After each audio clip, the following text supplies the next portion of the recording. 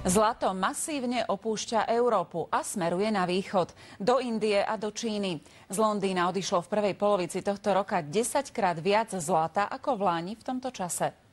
Bye bye, bye bye, have a nice trip, my dear gold. Takto nejak sa lúčia so zlatými tehličkami v britskom hlavnom meste. Londýn totiž to opúšťajú smer ďaleký východ. Londýn tento rok opustilo až 800 tón zlata, aby si to nasmerovalo na ďaleký východ. Špeciálne India, Číny, ktorá sa stará zhruba o 60% fyzického dopytu po zlate. V Číne sa zlato naozaj teší veľkej obľúbe. V jednej provincii dokonca mohli súťažiaci vyhrať v obchodnom dome 500 zlatých tehličiek. Každá tehlička má hodnotu 2800 juanov.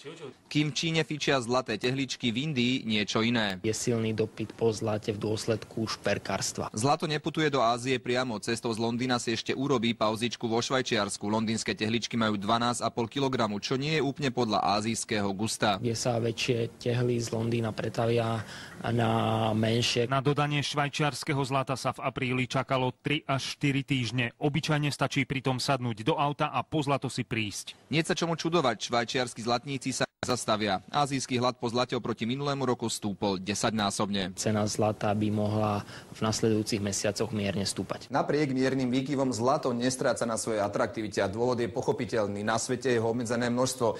Nie ako bankovie, ktoré sa dajú vytláčať, rozmnožovať do nekonečna. A je to spôsobené práve tým, že investori ho považujú za uchovávateľa hodnôt alebo taký bezpečný prístav. Richard Juriš, televízia Joj.